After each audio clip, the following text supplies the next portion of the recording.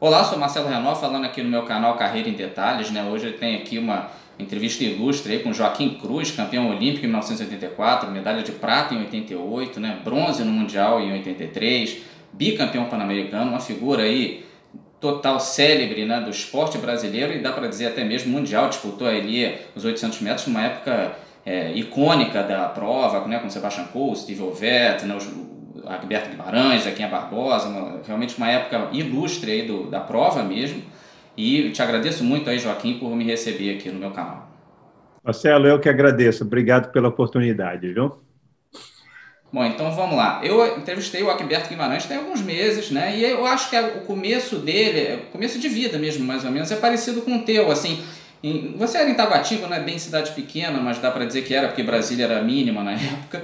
E ele também, essa cidade, assim, a criança teve uma infância à moda antiga, dá para dizer, né? Com muita brincadeira na rua, correr bastante, que é vital isso, né? Até para tua profissão. Assim, é uma coisa que hoje em dia já está se perdendo. Não sei se você está vendo isso no teu dia a dia, mas as crianças hoje em dia ficam tudo no celular, né? E joguinho de computador. Você acha que esse teu começo natural, vamos dizer assim, te ajudou muito para você depois virar um corredor famoso? O começo foi minha base por esporte, tá? Para o esporte. A minha base, a base do Agberto, nós, como você mencionou, nós tivemos. Nós somos filhos de nordestino, né? Mas ele é mais norte do Brasil, Pará, né? Mas nós tivemos praticamente a, o mesmo tipo de educação, né? Nós fomos crianças livres para brincar na rua, a explorar nosso ambiente natural o máximo possível. Não sei o Gilberto, né? Mas lá em casa eu saía às 7 horas da manhã, após o café da manhã, só voltava às 11h30 para almoçar e saía também no mundo para brincar, caçar passarinho. Por perto de casa tinha uma mata, né? Então a gente passava o dia explorando ela. Se não era subindo na árvore, era nadando nas poças de água, né? Nos buracos de água, água suja, né? Então, a minha infância foi praticamente caminhando, explorando o cerrado, explorando a mata. É incrível quando você começa a estudar outros sistemas, né, o norte-americano, principalmente o canadense, a Inglaterra, o que eles aconselham para as crianças lá deles, né, principalmente no Canadá, eu tive de forma natural, né, que era explorando, subindo em árvore, nadando, essas coisas, né? E mas eu tive a infância perfeita que me deu base para começar no esporte. Com certeza. E aí até, né, vendo a tua história, pesquisei aí bastante já sabia, mas pesquisei mais para saber. É impressionante a importância do Luiz Alberto de Oliveira, né, na tua carreira. Incrível, cara. Realmente é uma relação praticamente de pai e filho mesmo. E assim, como ele teve paciência e em alguns momentos sensibilidade, porque você queria, na verdade, era ser jogador de basquete, odiava atletismo, né? Como é que foi para ele te convencer para finalmente ver que o teu futuro seria mais brilhante no atletismo, né? Marcelo, não foi fácil, não. Não foi fácil. Ah, Como você mencionou, na nossa época, a gente tinha a oportunidade de praticar a atividade física, né, de forma de brincar. Na minha casa não tinha televisão, não tinha eletricidade. Acabou. Então, a gente explorava bastante o mundo natural, uma coisa que é diferente hoje em dia, né? Hoje a televisão está na mão do garoto de uma forma literalmente com celular, né? Então a criança está sendo prejudicada com isso, né? Você me perguntou na primeira pergunta como era antes e como é que é agora. É um desafio enorme para a gente encarar essa nova geração, né? Porque tem garoto que não sabe nem se movimentar. Você pede para ele para fazer um exercício, por exemplo, skip, você tem que ensinar ele a fazer um skip, a, uma coisa que você aprende brincando, né? Mas quando eu era garoto, eu sonhava de ser alguém na vida, né? Aí eu descobri o esporte e o esporte me descobriu. Conheci o Luiz Alberto no SESI de Taguatinga, né? E Luiz Alberto era do basquete, só que eu achava que o basquete era a minha praia, né? Mas aí não demorou muito para o Luiz Alberto descobrir que eu tinha potencial para o atletismo, né? Ele fez mudar, só que eu não gostava do atletismo, né? Tem uma razão porque eu não gostava, né? Eu era muito competitivo, né? E no basquete, garoto, né? Então eu dividia a responsabilidade dos jogos, nos jogos, né? Com os outros companheiros. No atletismo não, era um esporte bem individual e eu não estava me preparado ainda para encarar a responsabilidade, né? Aquela vontade toda de ganhar, então eu não media a força, o sacrifício que tinha que fazer, né? Eu ia para o sacrifício mesmo. Então, no atletismo, doía mais, né? Além da responsabilidade psicológica de pôr tudo em cima de mim, então eu tentei abandonar algumas vezes, né? Eu tinha 14 anos na época, 14, 15 anos eu tentei 3 vezes de ficar longe do atletismo, mas fui vencido pela insistência do Luiz Alberto. E aí você começou a ter resultados muito bons, né, com a insistência dele e tal, você foi campeão sul-americano júnior, começou a fazer marcas muito fortes e tal, mas não deu para chegar para Moscou em 1980. Moscou foi um ano antes do que seria o ideal para você, né? Se fosse a Olimpíada de 81, acho que você chegava bem. Mas realmente ali foi um pouco cedo, você até tentou qualificar, mas não deu, e até o Agberto foi 4º lugar lá, por pouquinho, né? Como é que foi ver o Agberto quase medalhar?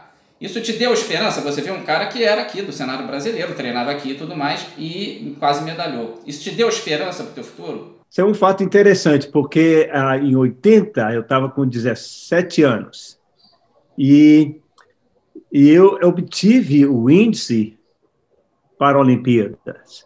A imprensa fez algum barulho assim, mas não demorou muito, não. Foi uma coisa rápida, né? Porque eu corri um 47 e pouco e eles perguntaram, mas isso aqui é índice olímpico, você não vai para a Olimpíada? Eu olhei, não foi... Luiz Alberto foi um treinador muito, muito estruturado. Então, a gente, um ano antes, assim, em 79, outubro, nós sentamos para planejar o ano de 80, né? Tinha algumas competições chave na minha categoria que foram as prioridades, né? E nem tocamos no assunto de Olimpíada. Então, a minha resposta foi, eu fiz o índice, mas nós não faz parte dos meus objetivos para esse ano. Então, o jornalista abafou de vez aquela ideia, né? Mas eu tive o índice, eu poderia ter ido, assim como o Steve Cran, na época, parece que ele tinha 17, 18 anos, o inglês, ele foi com o Sebastian Coe e o Ovett, né? E nem sei como é que ele foi lá na competição, mas eu fiquei sabendo que ele era muito novinho também. Mas eu acompanhei assim alguns lances na minha casa. A gente tinha televisão, né? E passou alguns lances assim no Jornal Nacional da Olimpíada. Eu vi ao finalzinho da prova, mostraram, né? O Agberto ficando em 4º lugar. E naquela noite eu antes de dormir, eu escrevi no meu diário, eu mantinha um diário, né? Na época, eu escrevi no meu diário que quando eu fosse na minha primeira Olimpíada, eu não ia para preencher raias, né? Que eu queria ir lá para fazer a diferença e brigar por uma medalha, né? E naquele mesmo ano, eu tive a oportunidade de ir no Pará, no SEBS, né? No SEBS, que era igual o GEBS, né? Jogos Estudantis Brasileiros. E me encontrei com o Agberto lá, e isso foi depois da Olimpíada, né? Aí ele me levou na casa dele, e logo na entrada, quando entrei, a primeira coisa que me chamou a atenção foi a estante dele, né? Ele fez uma estante de vidro, então tinha as relíquias da Olimpíada de Moscou, né? A medalha de participação, diploma. Então, ali eu percebi a frustração dele, né, de não ter conseguido uma medalha, porque quarto lugar é uma posição bem difícil você aceitar, né? Então, eu entendi realmente a frustração dele, sair depois da prova, chorar e achar que ele poderia ter tirado pelo menos a medalha de bronze. E uma coisa assim, eu até li a tua biografia, né, o Matador de Dragões e tal, e é muito bacana na tua história, assim, que você sempre, desde gurizinho, como você falou, você queria ter nome, né, você queria ser alguém, você sempre pensou grande, né, e um dos sonhos que você tinha era exatamente ir para os Estados Unidos, estudar lá e tudo mais, coisa que você começou a realizar em 81, né, e é bacana que tem um trecho que você fala, eu não vou voltar, tem gente querendo voltar, eu não vou voltar, vou seguir, vou insistir nisso aqui. E ali realmente foi quando você começou a ter essa projeção internacional, né? Você era conhecido em 80 no Brasil, no resto do mundo não. E ali começou a ter a sua projeção internacional. Como é que foi esse comecinho nos Estados Unidos, que você ainda... Começo você foi, acho que foi Brigham Young, depois você mudou para Eugene, né? Como é que foi esse começo? Foi um pouco atribulado, o Brigham Young é muito frio, né? Como é que foi esse teu comecinho lá? Não foi fácil não, mas eu estava determinado para ficar. Tá? A ideia de vir para os Estados Unidos, ela foi plantada, né? Foi sementinha plantada no basquetebol, né? Que quando eu tinha 14 para 15 anos, eu fui convidado. Eu já tinha feito três corridas no atletismo, né? Eu tinha ido muito bem no JEPS e fui convidado para ir participar lá em Brasília mesmo, numa clínica de basquetebol, liderada por um norte-americano, né? De George Washington. E no final da clínica, ele tirou o par de tênis dele, o All-Star, né? Que era o par de tênis mais cobiçado pela comunidade de basquete na época, né? Que você não encontrava esse tênis no Brasil. Ele tirou o tênis do pé dele e me deu de presente, né? Tinha dois números maior, né? Do que o meu pé, mas eu não me importei. Mas o que ficou gravado foi, ele pediu meu treinador, o Luiz Alberto, né, para traduzir, que quando eu terminasse o segundo grau, ele ia me dar uma bolsa de estudo para jogar basquetebol e cursar a universidade, né? Foi a primeira vez que alguém mencionou universidade na minha vida. E eu acreditei no americano. Eu falei, pô, quem é eu para não acreditar num americano que veio aqui em Taguatinga e falar isso para mim? Acreditei, eu vou. Foi por isso que eu usei essa ideia aí para ficar longe do atletismo. Eu vou para os Estados Unidos, eu vou jogar basquete. Mas o Luiz Alberto usou essa história toda para me convencer de mudar de esporte, né? Falou que no atletismo eu ia ter mais chances de chegar nos Estados Unidos do que no basquetebol, né? E quando eu tive a oportunidade, em 1980, eu corri um 44,3, né? Foi recorde mundial, juvenil, juvenil e adulto sul-americano. E o próprio Gilberto introduziu a gente lá para o professor, treinador da Brigham Young, em Provo, e ele foi até Brasília conversar comigo, nós conversamos, ele ofereceu bolsa de estudo, eu falei, é nessa que nós vamos, né? Aí viemos em setembro de 81, viemos para Provo, só que chegando lá, 3 meses depois, a neve caiu, rapaz. Muito frio, muita neve, eu falei, pô, vou ter que correr disso aqui. Primeira vez que eu vi neve na minha vida, fui brincar na neve, mas depois eu fiquei sabendo que eu ia ter que trabalhar na neve, né? Aí eu falei, não. Aí a gente já estava namorando com a ideia de Oregon, né? A Oregon, a Universidade de Oregon, onde era a cidade do Prefontaine, do Bill Bowerman, né? Do Phil Knight, que é o fundador da Nike, né? E a gente estava namorando um pouquinho, flertando lá com a ideia, aí veio a neve e eu falei, não, vamos embora daqui. Eugene chove bastante, faz frio, mas raramente cai neve, né? De vez em quando cai a neve. Aí mudamos para lá. Mudamos para lá. É como você falou, eu vim para os Estados Unidos com a passagem de vinda só, não com a passagem de volta. Assim, né? E quando eu tive problemas, 82, logo em 82 eu fui obrigado a passar por uma operação no pé direito. Eu nasci com a minha perna direita 2 centímetros mais curta, né? Então, o basquetebol, jogando com tênis, o treinamento, fazendo os treinos com conga, né? Aquele conguinho que durava só 3 semanas. Aí eu, com o passar do tempo, eu desenvolvi uma espora óssea no meu talo navicular, no pé direito, né? Aí eu tive que fazer uma operação e foi durante a recuperação da operação, Luiz Alberto me fez uma visita, né? Ele também estava tendo muitos desafios em casa com a família, ele levou a esposa e as 3 filhas, né? E as filhas não estavam se adaptando rápido na escola, né? Todo dia ele tinha que sair da escola para ir buscar as filhas porque estavam chorando.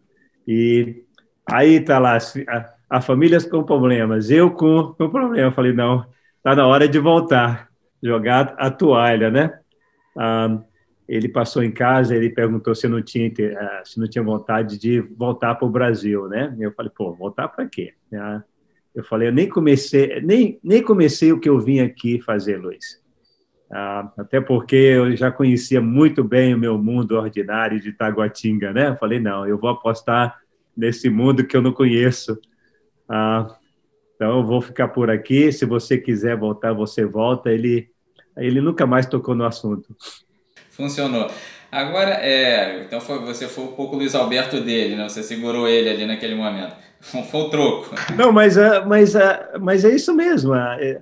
Às vezes eu falo para alguns atletas, né, que estão treinando a nível pódio olímpico, né, que em algum momento ele, na vida dele, ele vai ter que ser o treinador, né? Ele vai ter que tomar as decisões, porque eu falo isso porque eu sou treinador eu sei, eu elaboro objetivos para o atleta, né? Mas eu não sei de certo até que ponto o atleta vai chegar, né? É o tempo que vai determinar isso. Mas para o atleta, às vezes o atleta vê coisa que o treinador não consegue ver, né? Nesse caso, eu consegui ver uma luzinha no final do túnel negro, né? Mesmo quando eu estava tendo as dificuldades. Então, eu fui até um alívio, servir de luz para o Luiz Alberto também. Não, as coisas estão difíceis, mas eles vão melhorar. E aí você, no fim ali de 81, você conseguiu se classificar para a Copa do Mundo de Roma, né? Você até correu a primeira vez ali contra o Sebastian Coe. É bacana ver, pesquisei para a tua entrevista aqui, eu vi muitas das suas provas, então tem uma certa progressão até de aprendizado. Foi uma prova que eu acho que você começou muito atrás e você não conseguiu acompanhar mais o bolo, você ficou o tempo todo em último praticamente, aí no fim você tentou arrancar e só passou algumas pessoas. Como é que foi aquela primeira experiência num grande palco mundial, né? Ali sim, uma competição de alto nível, indiscutivelmente, e ter esse contato com o Sebastian Coe, que era o ápice da carreira dele, ele tinha acabado de bater os recordes mundiais, ele estava ali no ápice da forma. Como é que foi esse primeiro contato com o Coe e também com uma primeira competição de altíssimo nível? Foi muito importante na minha carreira, mas muito importante mesmo, porque eu estava garotão, 18 anos, então eu estava absorvendo tudo que eu via, tudo que eu fazia, né?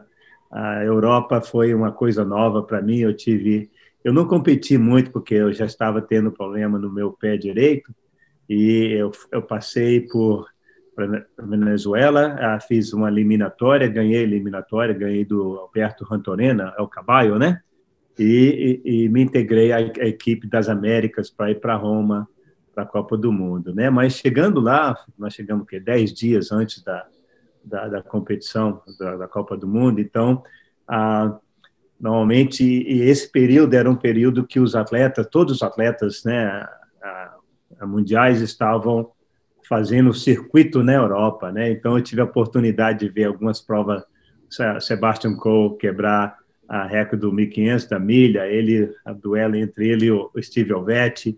Eu tive a oportunidade, dentro do estádio, em Berlim, ver o Edwin Moses venceu o 400 com barreira, o próprio Ovett correu lá também e ganhou.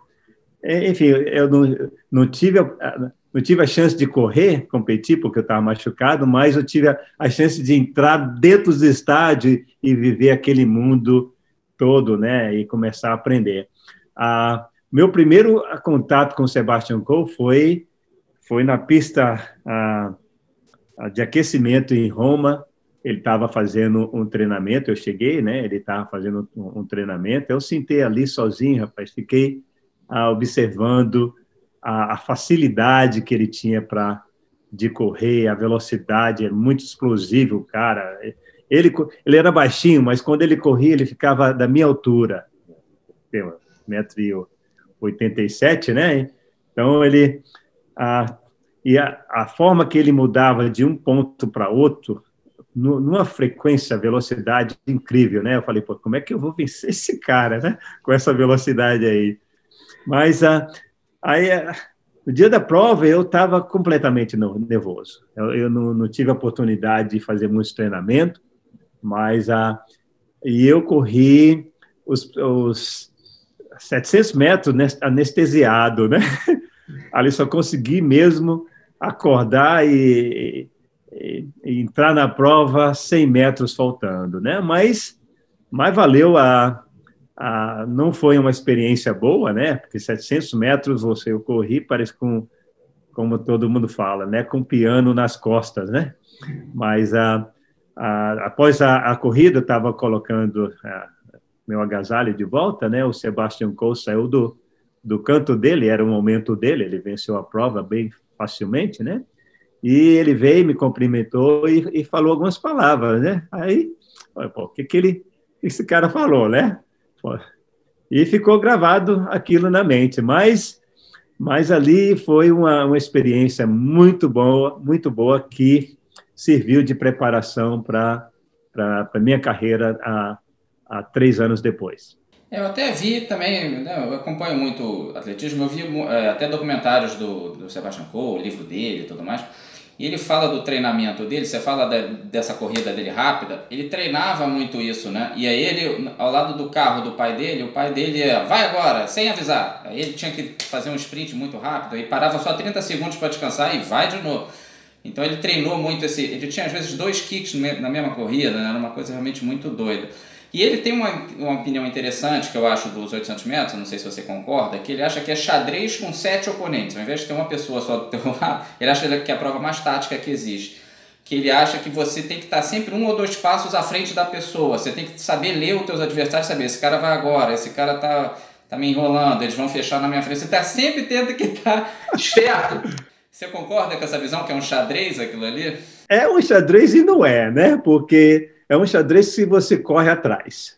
Se você corre atrás... Como eu fui um corredor de frente, então a prova ficava bem limpa, né? Eu só tinha que sair na frente e passar os primeiros 200 no ritmo correto, os primeiros 400 e os 600, né? Aí o resto era Deus que ajude, né? Então, não tinha que me preocupar muito com o caixote, por exemplo, entrar no caixote, sair do caixote, diminuir a minha passada, porque tem um corredor que está na minha frente e está diminuindo o ritmo. Tá? Então, não tive que preocupar com isso, né? Então, eu sempre escolhi, por causa da minha altura, né? Da largada da minha passada, eu preferi correr na frente. E eu achava fácil correr na frente, né? Claro, a preocupação era maior, né? Porque você não correndo na frente, você não vê ninguém que vem atrás, né? Mas eu me preparei para essa situação também, né? Então, uma forma de preparar era, eu vou treinar de uma forma que ninguém treina, né? só que era única. Se você quer ser único, você tem que trabalhar de forma única, né? Então, eu comecei no Brasil, me preparando dessa forma. No Brasil, eu não tinha, eu era o único atleta do Luiz Alberto, né? Então não tinha como comparar o meu estilo de treinamento com ninguém, né? A única O único momento que eu comparava era durante as competições e estava dando resultado, né? Mas quando eu vim para os Estados Unidos, que eu comecei a treinar com grupo, não tinha ninguém que gostava de treinar comigo. Os treinamentos de pista eram feitos de forma individual, né? Os treinamentos intervalados. Mas as corridas de 6 quilômetros, 5 quilômetros e 10 quilômetros, normalmente a gente ia junto nos 16 quilômetros, né? Mais 10 quilômetros, 5 quilômetros, ninguém gostava de correr comigo. E, principalmente aqueles trotes depois dos intervalos, né? O pessoal achava que eu estava sempre competindo, mas, na verdade, eu estava determinando o meu próprio ritmo, condicionando o meu corpo a obedecer um ritmo que eu determinava, né? Uma coisa que eu fiz muito, mas muito mesmo, que com a repetição ela passou a ser automática. Toda vez que eu passava, se eu estava fazendo um trote na pista ou em treinamento intervalado acima de 400 metros, toda vez que eu passava ali pela saída dos 1.500, que é 300 metros até a largada e a chegada, eu mudava de ritmo. Eu colocava uma marcha a mais ali, né?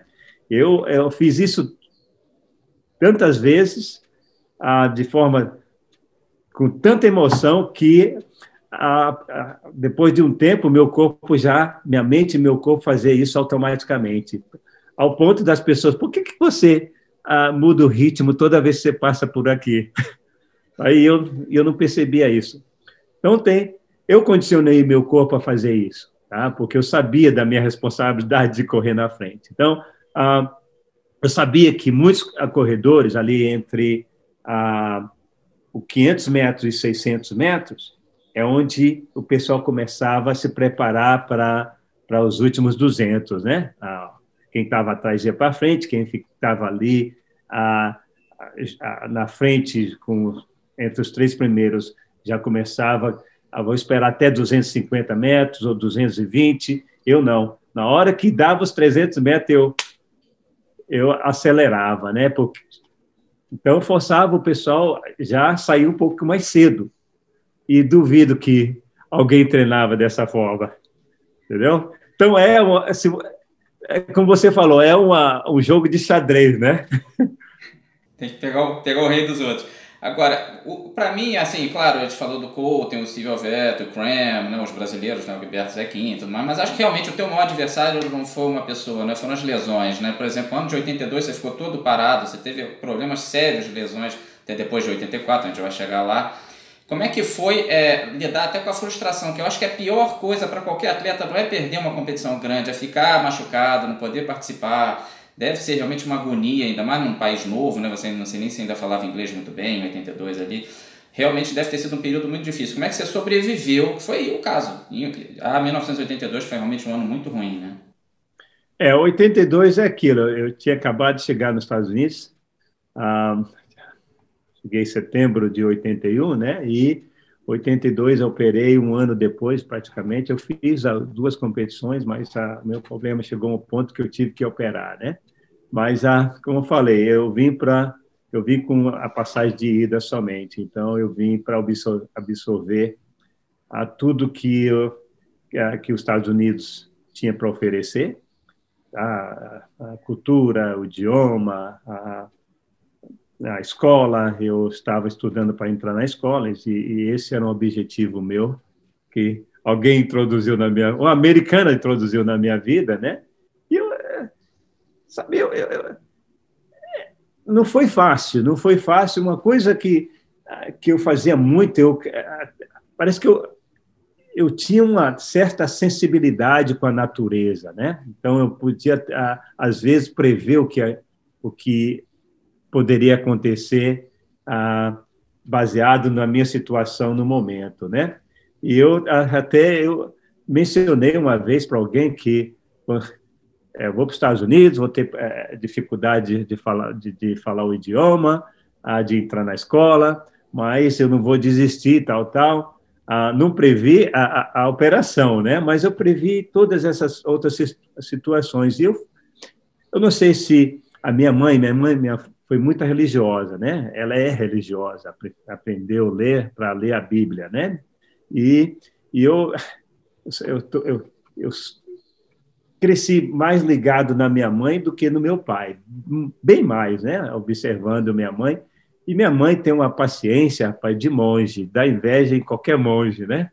Então, na atividade de casa dela, ela tinha paciência da forma que ela criava a gente, com muita paciência, né? E sempre usando a Bíblia como a maior força, né? Eu acho que eu peguei isso da minha mãe, então eu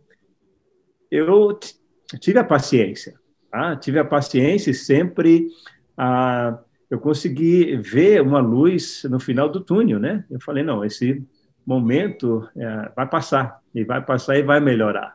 Mas aí, felizmente, passou essa droga toda e você se afirmou mesmo de vez ali em 83, né? Foi um ano que você ganhou vários meetings e tal, ganhou Lausanne, ganhou Helsinki, você ganhou a NCAA, né? Que é a principal prova ali nos Estados Unidos, né? O 800 lá. E você veio para o Mundial de 83, né? Que foi uma prova, assim, eu não sei, eu vou saber agora. Na minha opinião, 83 foi muito importante para Los Angeles, 84 ali. Eu acho que você começou a prova ali forte com o Peter Elliott, né, o inglês também, a Inglaterra também estava na época de ouro ali. E vocês ficaram disputando muita ponta e tal, e pregaram um pouco no final, acabou dando o Willy Wilbeck, depois o Drupas te passou no finzinho e você foi bronze, que é um ótimo resultado, mas eu imagino que você esperava o ouro ali, acho que você até merecia o ouro ali. Realmente, é verdade isso? Você realmente acha que foi um aprendizado importante para Los Angeles no ano seguinte? Foi uma prova muito importante para minha preparação em Los Angeles, porque eu cometi os erros naquele Mundial e aprendi cometendo os erros. Na final, eu fiz foram o quê? Dois tiros da semifinal, a primeira eliminatória, semifinal e final. Foram só 3 tiros, né? Na final, primeiro que eu passei a noite toda correndo, eu decidi a tática, né, da corrida e fiquei trabalhando em cima dela, né? Não consegui repousar, fiquei correndo a noite toda. E no dia da competição, eu saí na frente, né? Peguei a liderança, mas nos 300 metros, o Peter Elliott roubou a minha liderança, né? Ele me passou. Eu falei, mas isso aqui não é para acontecer. Então, imagina, eu fiquei ali dos primeiros 300 metros, mais uma volta, até os últimos 100, tentando pegar de volta a liderança. Então, fiquei brigando com ele, parecendo um animal sem controle nenhum emocional. Eu ganhei a liderança, tá? Porque eu estava bem mais forte do que ele, né? Não é que eu ganhei, ele cansou. Ele cansou, eu ganhei a liderança, mas perdi a prova, né? Eu saí do estádio, né? Depois de receber a medalha, e fui encontrar com o Luiz Alberto, e ele estava com o Dionísio, né? O Dionísio era um italiano que cuida dos atletas africanos na Europa, né? Primeira coisa que saiu da boca dele foi: seu burro! Eu não devia ter feito aquilo. Mas até hoje o Luiz nunca fez um comentário. Na verdade, eu sempre fui um atleta obediente, né? Aquela foi a tática e eu segui a tática da prova, né? Eu simplesmente não tive uma segunda opção para aquela corrida. Mas valeu a experiência, eu sabia o que eu tinha que fazer nos Jogos Olímpicos, né? Da forma onde eu tinha que trabalhar. eu tinha duas coisas para fazer. Primeiro, aprender a relaxar na noite anterior, nas noites anteriores, né? Porque não sabia ainda, então eu tive que aprender. E, segundo, não vá para uma prova final só com uma tática, né? Você tem que ter, no mínimo, duas e mais algumas reações, caso essas duas não forem da forma que você planejou. E a gente chega para 84, o ano de 84, né? Primeiro você ganha o NCAA tanto 800 quanto 1500, você já estava começando a ficar conhecido nos Estados Unidos, aquele lance todo de cruise control, né? A TV já estava te marcando ali. E o povo gritava cruise, cruise, né? E aí, claro, a gente vem para a Olimpíada de Los Angeles aí, que é um ponto clímax aí da tua carreira, com certeza, né? E é muito bacana olhar 84, primeiro que você, assim, você foi a primeira, até agora, a primeira e única medalha de ouro em pista do Brasil, né? Até hoje na Olimpíada, né? Tudo bem que a Olimpíada de Tóquio está chegando aí, de repente isso aqui fica antigo, mas até agora é. E você foi a única medalha de ouro daquela competição, né? Eu era criança na época, assim, eu me lembro vendo a tua prova final, eu só vi a final, depois eu revi todas, mas na época eu só vi a final, né? Acho que só passou na final na TV. E assim, eu como criança, assim, você via, eu estava acostumado a ver o Brasil perder. É um pouco triste dizer isso, mas a gente não tinha o hábito de vencer. Até a seleção de 82 tinha um ótimo time, perdeu a Copa. A gente estava numa época realmente meio de draga no Brasil em termos esportivos nesse sentido, né? Apesar de que tinha essa geração de ouro aí tua com o Zequinha e o Agberto. Mas realmente assim, eu mesmo já não esperava e tal. Então assim, ver um brasileiro dominar do começo ao fim da Olimpíada, cara. Você foi o campeão olímpico indiscutível do começo ao fim. Sempre liderando, ganhou as 4 baterias, vamos dizer, claro que afinal não é uma bateria, né? Mas sempre muito, muito forte, inclusive mentalmente, fisicamente, tudo. Sabe assim, aquela atuação nota 10, se você fosse um cara de ginástica, você tirava 10? Como é que foi lidar, você já sentiu chegar maduro ali e realmente dominar inteiramente a competição, que você realmente dominou, inclusive caras como o próprio Sebastian Coe, que não conseguiu te acompanhar ali naquela arrancada final e você marcou ele o tempo todo. Como é que foi toda essa emoção ali de Los Angeles, 1984? Marcelo, eu fui para Los Angeles para ganhar medalha de ouro, tá? Pelo menos uma medalha. Eu estava muito bem. 83 foi um ano bom, assim, em termos de volta, né? Porque 82 eu fiz a operação, 83 eu passei a temporada, o verão, competindo na Europa, participei de várias competições e a minha passagem pela Europa me colocou no mesmo nível com todo mundo. Eu abri 83 em Estocolmo, fiquei em terceiro, aí fui para Helsinki, não no Mundial, né? Teve uma competição lá, um meeting, ganhei a prova, aí de Helsinki eu fui para Oslo, venci a prova novamente, e bati o recorde sul-americano, corri 1:44:04, tá? Aí de Oslo eu fui para Nice, venci novamente, ganhando de atletas. Praticamente nessas provas você não podia, você tinha que encarar todos os competidores. Então estava ganhando de todo mundo. O único que não tinha aparecido até então tinha sido o Sebastian Coe e o Willy Wurbeck. Não me lembro dele nas competições anteriores. O próprio Drupas, não me lembro dele ter competido antes comigo. E aí fui em outra competição, venci. Nas semifinais, venci. Então, isso aí foi bom para mim, em termos de preparação e amadurecimento, né? A minha temporada 84 em Eugene, competindo no mundo universitário, foi sensacional, não foi perfeita. Tá? Eu ganhei todas as competições, e aqui também, quando você entra na pista, você não está correndo só com americano, né? Você está competindo com africano, europeus, estrangeiros. Então, vencer as competições foram importantes. Vencer o 800 e 1500 no nacional, lá em casa, lá em Eugene, em Oregon, tá? Até antes da prova, só um americano tinha conseguido tal marca, né?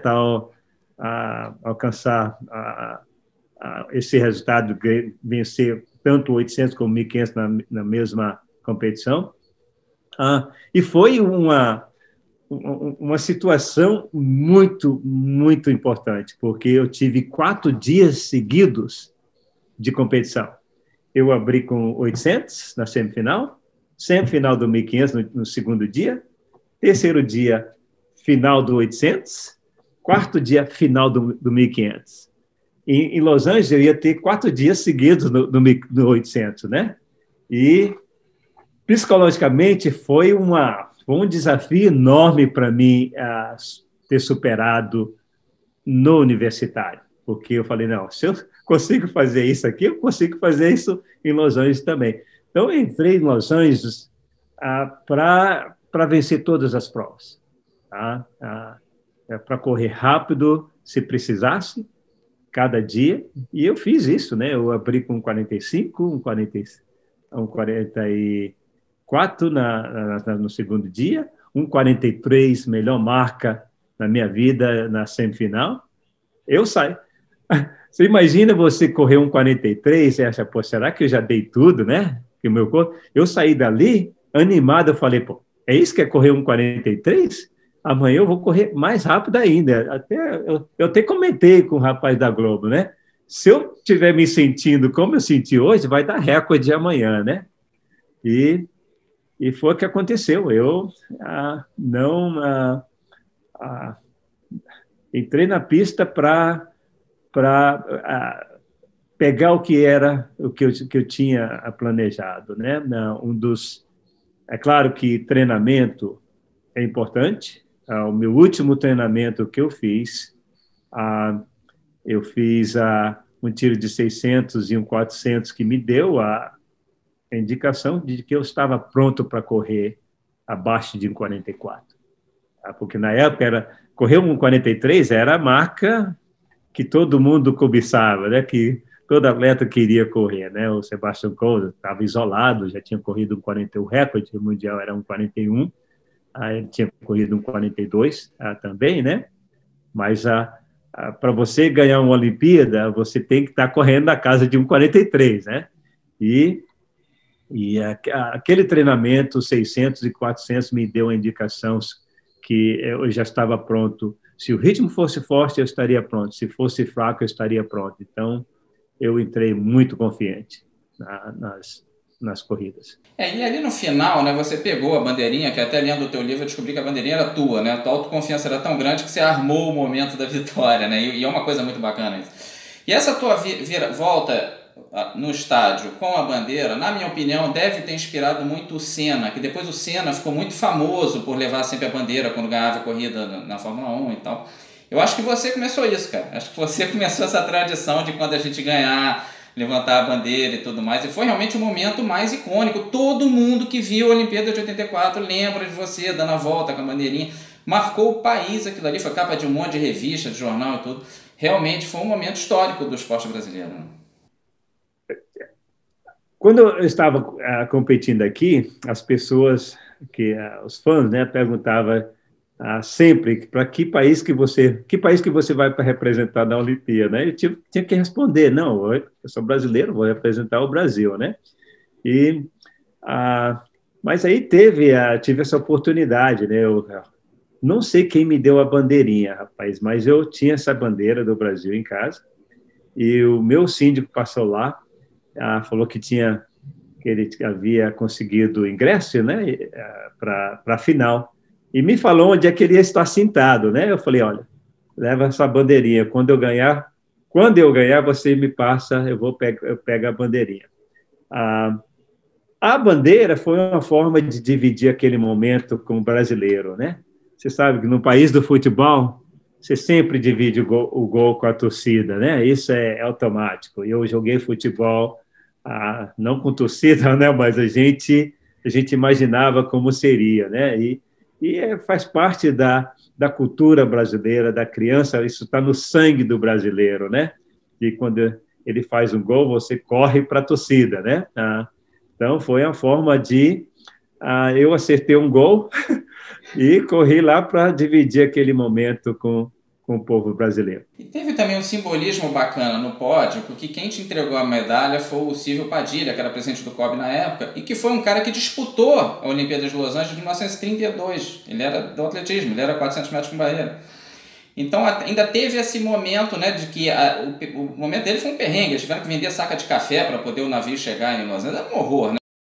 E hoje em dia, por mais que a gente reclame, melhorou bastante o cenário esportivo brasileiro.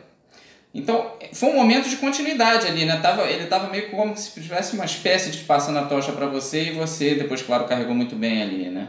Você sentiu isso depois, né? Não sei se na hora não sente, né? Que na hora é uma loucura, mas... Quando você está no seu mundinho, o mundo, né? Treinando, focado no esporte, na competição, você não presta atenção a detalhes enorme como esse, né? Não é detalhes pequenos, mas de grande importância. O Padilha, eu fui entrevistado pelo Ademar, tá? Não foi uma entrevista muito legal, porque eu não conversei muito, ele ficou irritado, mas são situações que você só vai lembrar mesmo depois, anos depois, né? Por exemplo, a minha primeira contato com o Ademar foi em 75, eu jogava basquete na Olimpíada de Basquete, na Olimpíada do SESI, no Ceará. O Ademar foi lá dar uma palestra, nós tivemos um dia de descanso dos jogos, né? Aí todo mundo foi convidado para ir no auditório ouvir a palestra do Ademar Ferreira da Silva, né? Se você me perguntar o que ele falou, eu falei, não me lembro o que ele falou, porque primeiro que não prestei atenção, né? Lembro do que o Padilha falou para mim quando ele me abraçou, né? Falou, você salvou a pátria, né?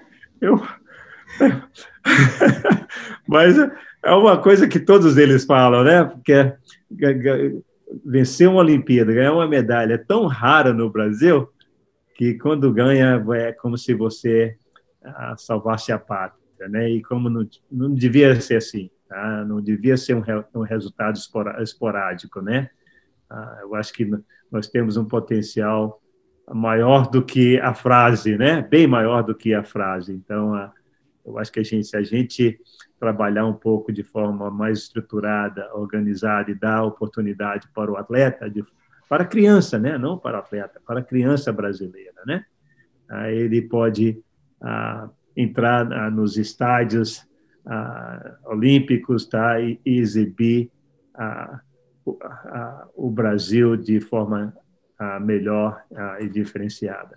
E só para... Infelizmente eu tenho que tratar de um assunto chato, que teve a imprensa brasileira ficou te chateando porque você não participou da semifinal dos 1.500, né? Até dos 1.500 vão ser muito importantes no fim da tua carreira. Você não participou ali, em tese, porque estaria gripado e tudo mais. Você acha que teve também uma certa saída de foco? Porque o Steve Ovett teve isso em 80. A imprensa chega e o presidente liga para você e tudo mais, e você sai um pouco do foco do atleta. Teve isso um pouco contigo ou realmente foi só a gripe mesmo? Olha, teve a combinação de tudo, né? A combinação, eu estava no meu ritmo. Vencer uma Olimpíada não é uma coisa, é uma coisa rara, né? Não é um mundo diferente, né? Eu estava, apesar de estar vencendo as provas na Europa, aqui nos Estados Unidos, de repente o mundo todo, você é visto pelo mundo todo, né? Por exemplo, no dia seguinte, quando eu tinha que... Naquela noite foi difícil dormir, pegar no sono. Eu consegui dormir bem durante os 4 dias de competição, mas do quarto para o quinto já não dormi muito bem. Eu dormi só algumas horas. E eu tive que levantar cedinho para atender o telefone do nosso presidente, né?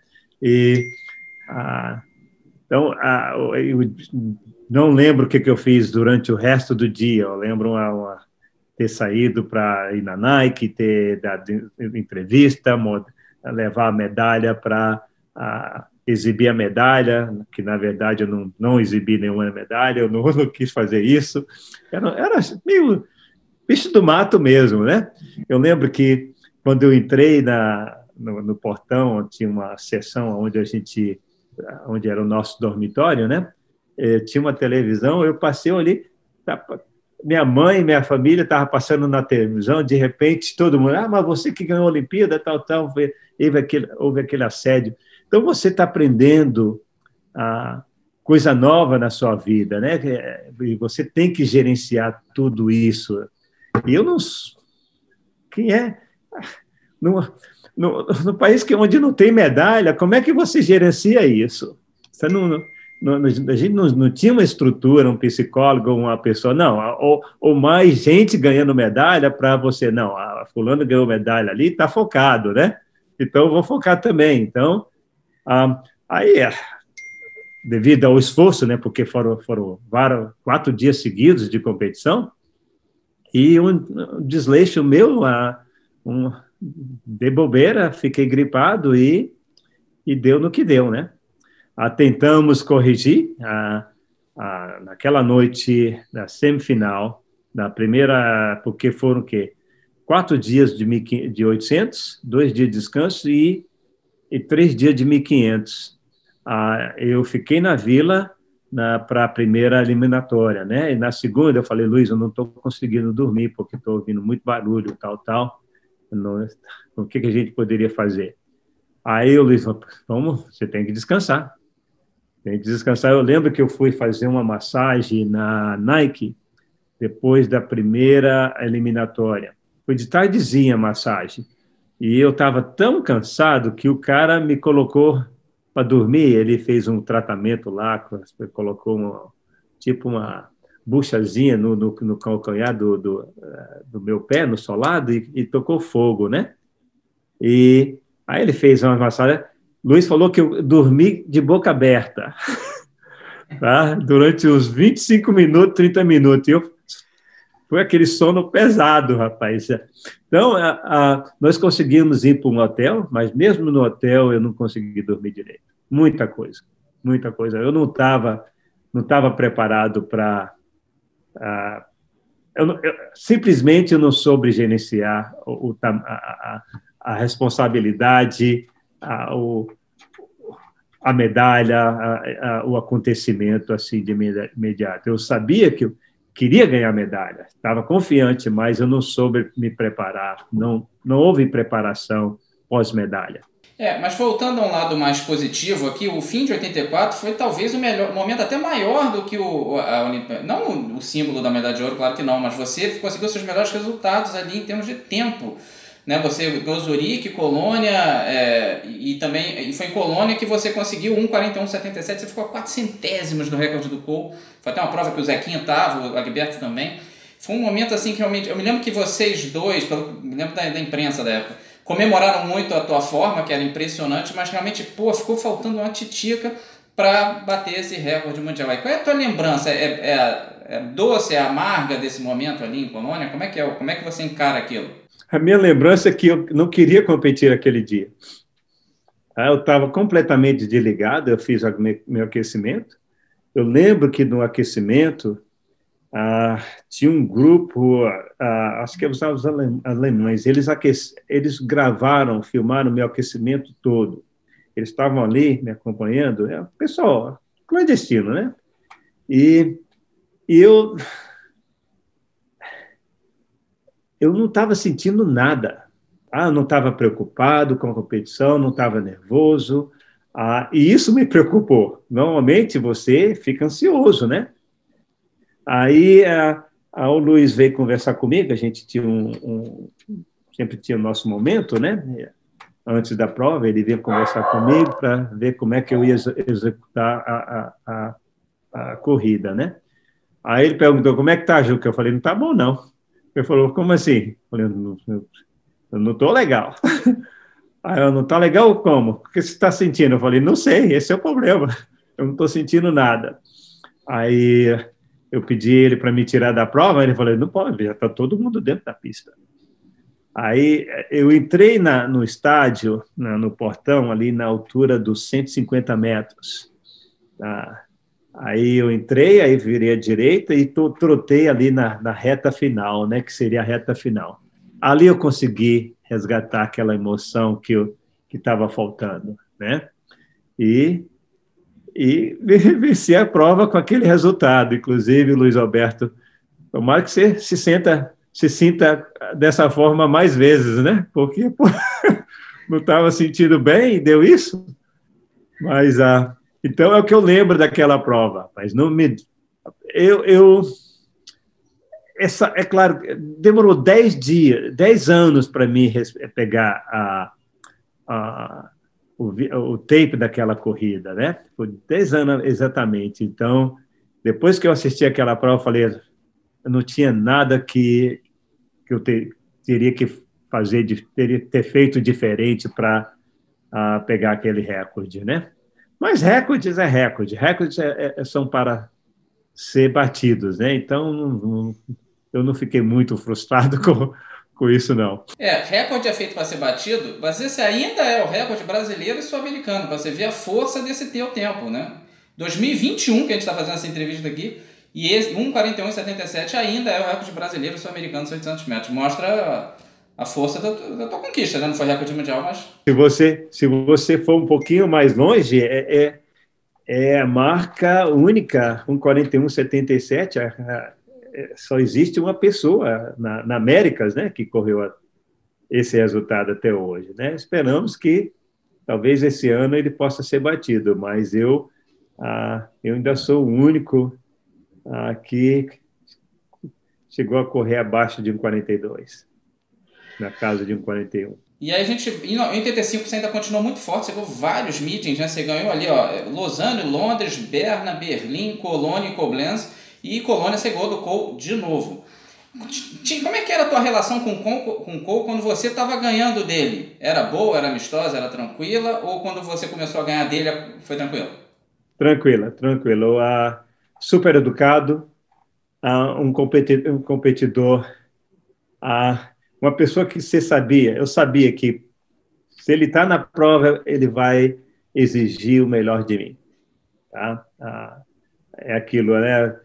Se você não tem medo de competir, você quer que ele esteja na prova para poder correr um resultado ideal, né? Então, eu sabia, eu fui muito abençoado não só os dois brasileiros, Agberto Guimarães e o Zequinha Barbosa, que foram meus companheiros de treinos, né? Eu não queria perder treino porque eu sabia que eles eram meus competidores e que recebia o treinamento do meu treinador. Então, e tinha alguns atletas, né, no mundo, Sebastian Coe, Steve Ovett, o Steve Cram, Saída Wita, o Peter Elliott, que era um cara chato. Eu sabia que esses atletas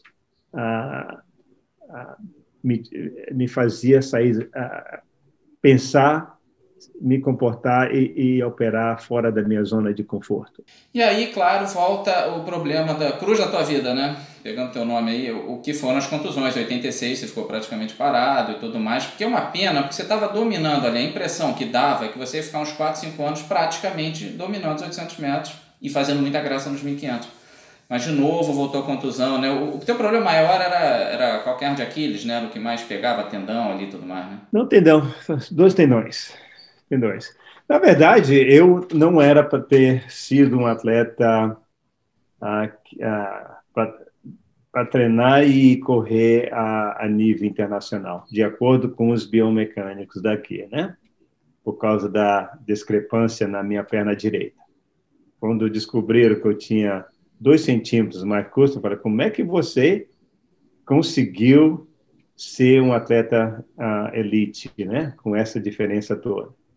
Aí a minha resposta foi simples.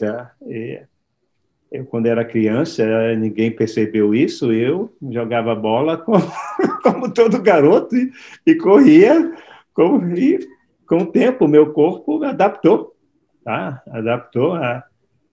Falei para você que a minha vida no Brasil, brincando, explorando o meu mundo natural, me deu a base para ser o atleta elite, por causa disso também. Se eu não tivesse tivesse corrido descalço, andado quilômetros, mais quilômetros, jogado bola, futebol nosso, eu não acredito que eu teria sido um atleta. Então, os especialistas acham que eu sou um caso único, né? E não era para me ter sobrevivido, mesmo os anos que eu sobrevivi, com uma diferença de 2 centímetros no meu fêmur direito, né? Como é que você não teve problemas das costas na coluna? Não tive. Até hoje eu não tenho. É claro que a 82 a Nike desenvolveu um tênis para mim com a diferença de 1 centímetro, né, na sola. Eu lembro que eu sofri de algumas dores quando eu comecei a usar o tênis, durante o período, mas durante aquele período eu estava me recuperando de uma cirurgia, né? Então, não estava fazendo exercício. Então, foi uma adaptação quase natural, né? Que não foi aquela adaptação brusca que eu tive que mudar, colocar um adicionamento de 1 centímetro no tênis e ter que correr em cima daquilo. Não. Então, até isso ajudou. E aí você teve esse 86 quase parado ali e você estava começando a ficar preocupante como é que você chegaria para 88 em Seul, né? Mas aí teve o PAN de 87, que foi, entre aspas, na tua casa, foi ali em Indianápolis, né? Pertinho. E você deu uma ressurgida ali, né? Você até via a prova, você ganhou ali no limite mesmo, na chegada ali, ganhou dos americanos. Como é que foi? O PAN de 87, que muita gente não dá o devido valor ao PAN, não valoriza tanto e tal, eu acho que às vezes é muito importante. O PAN de 87 te deu esse gás para 88 ou não? Foi só um momento bom e tal? Como é que foi? Como é que você encara aquele primeiro ouro seu? O 87 não foi um ano fácil, porque foi a volta. 86 eu operei, 87 eu estava voltando, né, de contusão. A Eugene, logo no início do ano, eu sofri muito com alergia, né? Foi um período difícil para mim, problema alérgico ao pólen, né? E mais a volta a treinamento. O problema da volta é sempre difícil, né? Porque às vezes leva você de 6 a 8 anos para chegar no nível superior, né? E quando você fica um ano parado, você volta a estaca zero, né? E você quer fazer a diferença, que a volta que normalmente levou 6 a 8 anos, em um ano, né? Você quer voltar ao seu ritmo normal. Então, eu tive que ralar nos treinamentos, né? Eu lembro que eu fui para o Brasil. Quando me deu esse problema alérgico aqui, né? Eu cheguei no Brasil com a tossezinha, né? Assim, e ela me perturbava no período da manhã, né? De madrugada, dava uma crise de tosse, e também não fui checar, né? Estava correndo, treinando, normal. No Brasil, eu corri, venci a competição no Brasil, trouxeram venci a competição, aí fui para Estocolmo. Estocolmo, lembro que durante a prova nós pedimos para correr o 1.500, pedimos para um coelho. Eu acompanhei o coelho até uns 1.000 metros, estava ali na frente, mas 300 metros faltando na prova, me desligaram. Eu tive aquela sensação, assim, não tive energia, nem tive que diminuir o ritmo, porque se eu tivesse mantido o ritmo, eu ia chegar a cair. Eu terminei a prova com 3,39, mas os meus últimos 300 metros foi quase caminhando mesmo. E foi preocupante. Aí eu fui para a Suíça, fiz alguns treinos, aí corri 1,45 lá, e aquela tossezinha me acompanhando, rapaz. Aí o Luiz, em Estocolmo, o Luiz não estava, mas em Berna ele estava. Aí eu conversei com o Luiz, falei: Luiz, eu estou com essa tosse, eu gostaria de ver um médico, né? Aí a gente tinha uma viagem para a Alemanha, né? Nessa época eu era patrocinado pela Adidas, né? Aí nós fomos lá na Alemanha, para pedir para ver um médico, e fez os exames, né? Constatou que eu estava com a bronquite, né? com a bronquite crônica. Aí me falou, não, já tem que dar uma diminuída no ritmo para poder tratar isso. Isso foi antes do Pan-Americano, né? Aí eu tinha que tomar um antibiótico, voltar para o Eugene. Aí o Eugene estava um temporal, a temperatura não estava ajudando, chovendo muito, aí mudei descemos para Sacramento, Califórnia, né? Para poder pegar um período de treinamento num lugar quente. Aí tive uma infecção na garganta, tive uma contusão em cima disso, na minha perna. Cheguei em Indianápolis sem confiança nenhuma, tá? E vão fazer semifinal, não vão, semifinal não vai, e eu tentando voltar às minhas condições. Eu lembro que a preparação mental para aquela prova, decidiram fazer só uma prova direto, né? Uma final direta. E eu lembro que eu me isolei, né? Fui para uma sala de aula, escondi lá, fiquei ali me maltratando, rapaz, tentando acalmar os meus dragões, né? Fazer durante minha preparação mental. Eu me maltratei tanto que eu levantei e falei, para com isso, chega, é o suficiente, vou lá,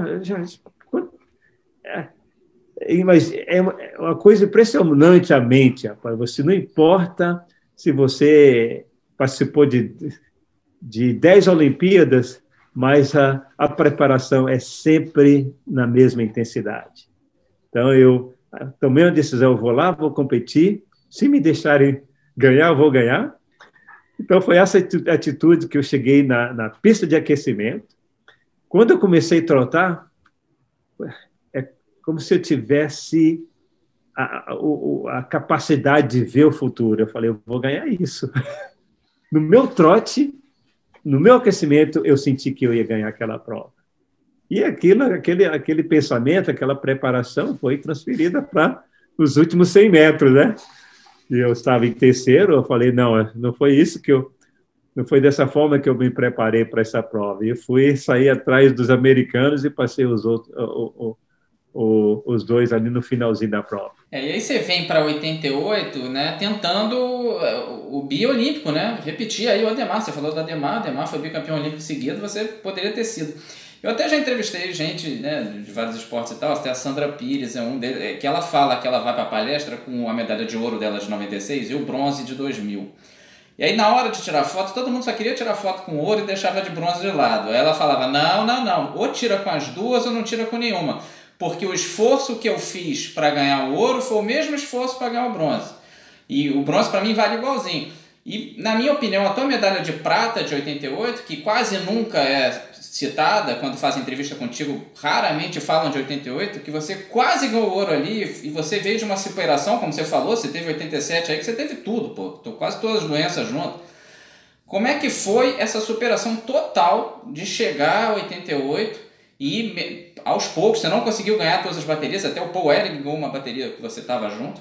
Como é que foi a preparação para chegar àquela final lá, daquela Olimpíada, que em tese talvez você pudesse nem estar lá de tão doente que você estava um ano antes, né?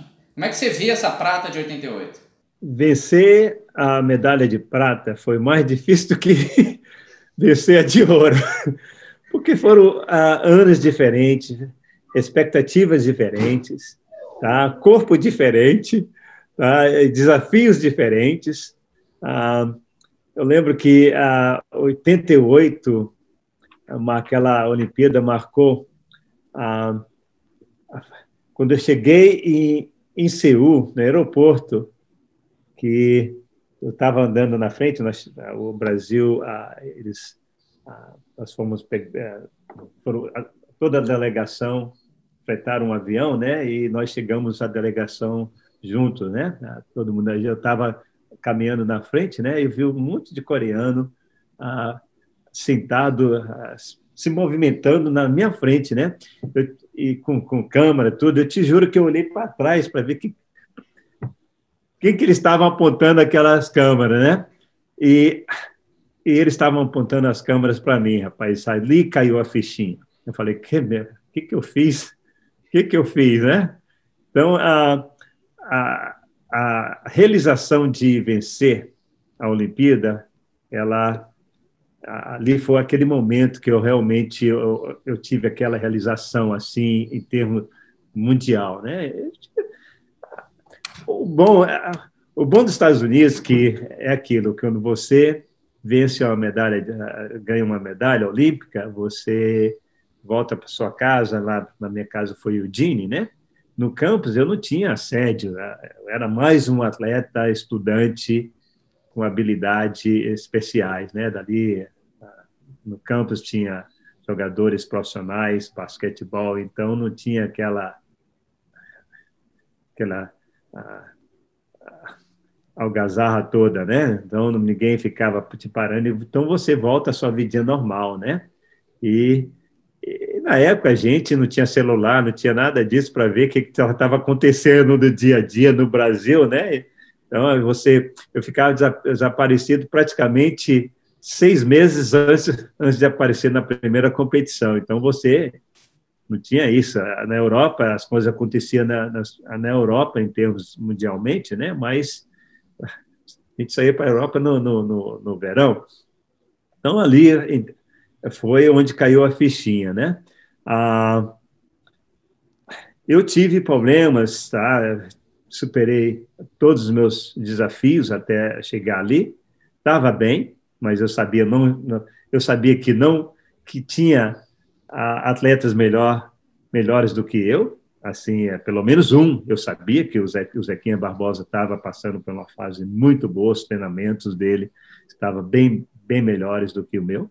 Tá? Eu sabia disso. Eu tive, uma semana antes da Olimpíada, eu tive um problema de lesão na minha coxa, que foi, mas pelo tipo de lesão, daí eu falei, me dá 3 dias, Luiz, só o que eu preciso. Eu vou curar isso aí. Aí me deu 3 dias, fiz tratamento e voltei aos treinamentos normal. Mas foi uma Olimpíada muito, muito agitada. Tá? Corri a final, foi uma corrida muito perturbada, muito movimento. Eu não consegui entrar na zona. Tá? Na verdade, eu tinha muita opção de corrida. Com Los Angeles eu tinha 2, talvez 3.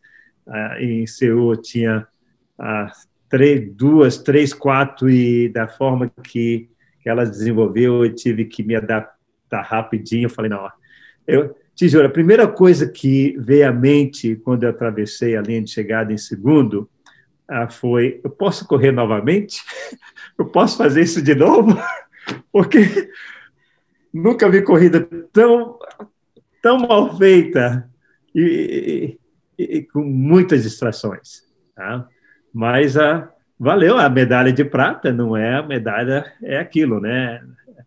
Brasil, muitos do Brasil, eu queria ter conseguido a medalha de ouro, mas qualquer medalha, não importa a cor, no Brasil ela é uma medalha olímpica. Até nessa final teve muita crítica na época, o Zequinha Barbosa, né, que ele teria abandonado o plano e tal. Acho até que isso até poderia ter prejudicado ele mesmo. Você discorda disso? Você acha que você não tem problema nenhum com o Zequinha? Vocês são amigos totais, né? Não, mas que planos? Que planos que o Zequinha abandonou? Foi o plano que ele conversou comigo, com o Luiz Alberto? Separadamente? Ou foi o plano que ele, sozinho, no hotel, no alojamento, a noite anterior, 2 noites anterior, pensou para ele, com ele mesmo? Ele falou, não, eu vou embora, essa é minha Olimpíada, estou bem, eu vou seguir meu plano, porque normalmente é o que acontece. A maior parte das vezes, 99% das vezes, um atleta pelo menos um atleta que não tem experiência, ele vai executar o plano dele, não do treinador. Tá? O plano que ele ficou trabalhando na mente. Então, o Zeca, a gente tinha um plano que para mim, era uma tática, deveria ser a segunda opção. Tá? O plano que devia ser que forma que você vai executar, o que você está pensando.